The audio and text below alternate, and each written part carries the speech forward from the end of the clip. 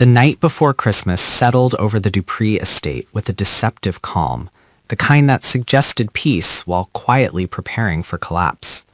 The iron gates stood closed as they always had, symbols of control, legacy, and carefully curated power. Yet behind them, the truth was already moving, unstoppable, threading its way through hallways lined with portraits of triumph and silence. This was no longer a season of celebration. It was a reckoning. Vernon felt it first, a pressure behind his eyes, a dull ache in his chest that had nothing to do with age or fatigue.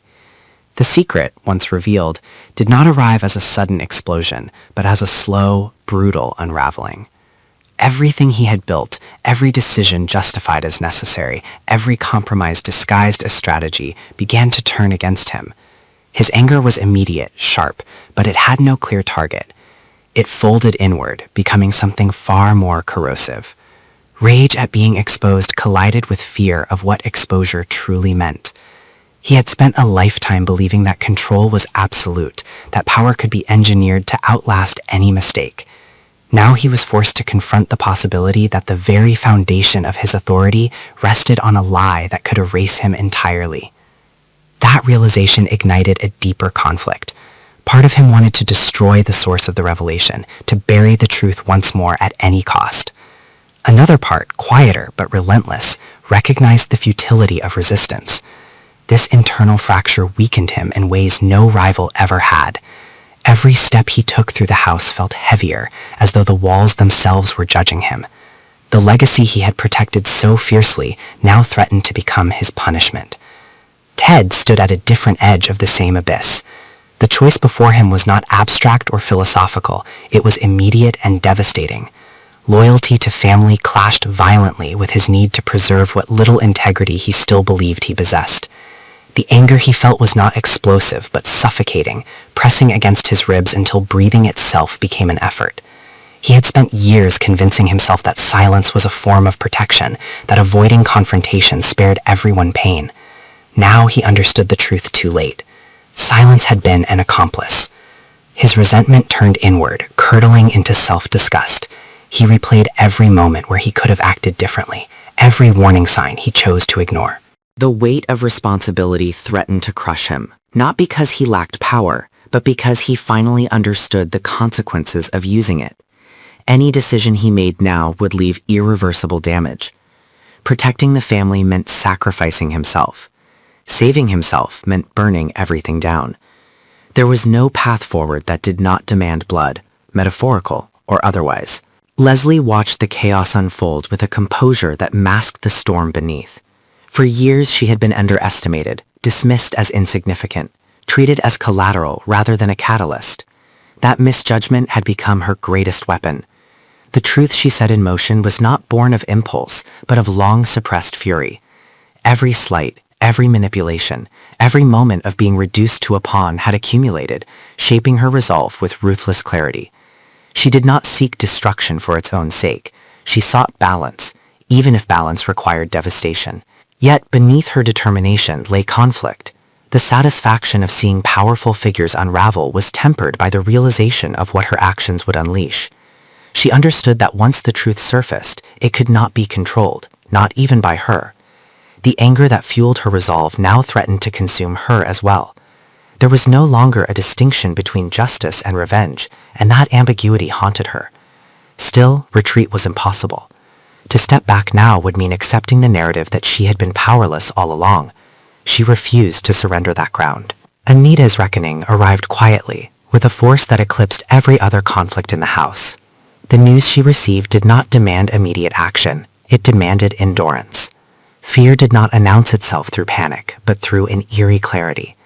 She saw with painful precision how fragile everything truly was.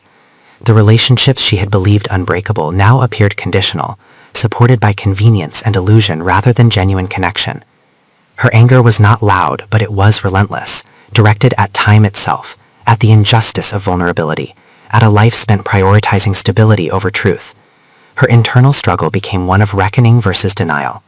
Accepting reality meant accepting loss, not only of health, but of certainty. Yet denial required an energy she no longer possessed. As she moved through the house, she felt detached from the luxury surrounding her, as though it belonged to someone else. Wealth and influence offered no protection here. In the face of mortality, power was irrelevant, and that realization stripped the family drama of its pretense. What remained were raw human fears, unfiltered and unforgiving. As the night deepened, the Dupree household became a pressure chamber. Each character, isolated by their own secrets, reacted to the same crisis in profoundly different ways. Vernon tightened his grip, attempting to reassert dominance even as it slipped through his fingers. Ted hesitated, paralyzed by the magnitude of what he might lose. Leslie advanced, fully aware that retreat would erase her hard-won agency. Anita withdrew, forced into an internal confrontation far more terrifying than any public scandal.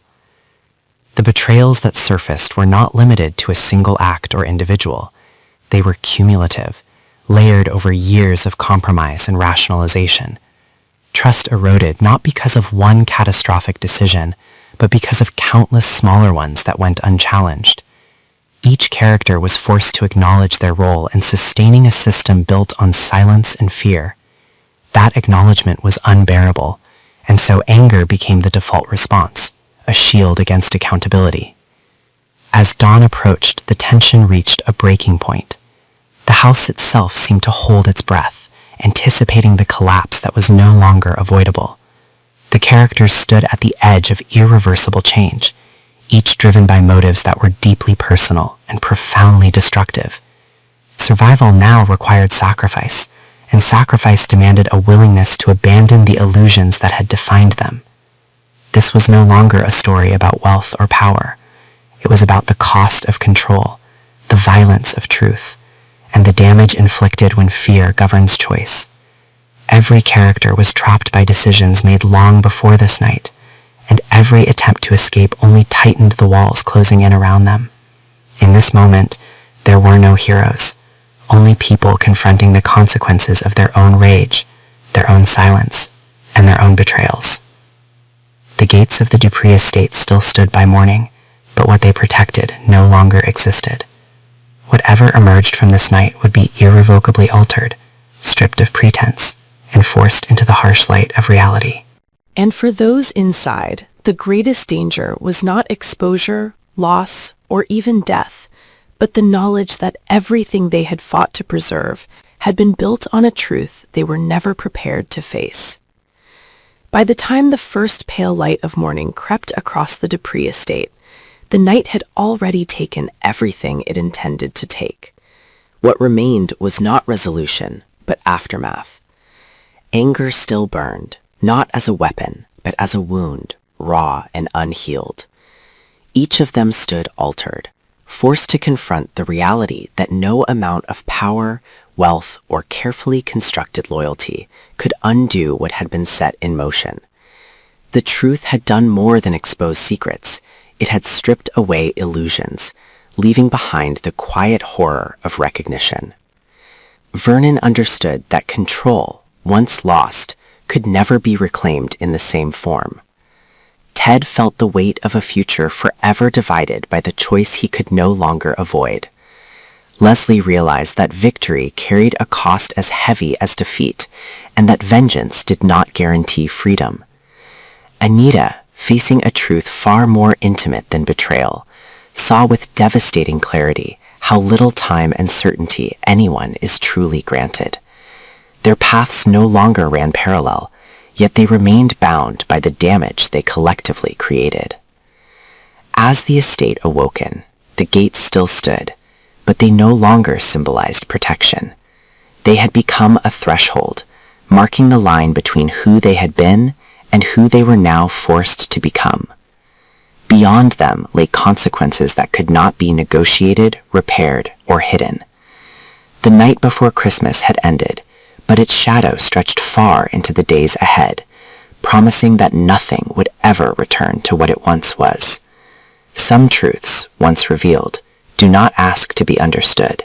They demand to be endured.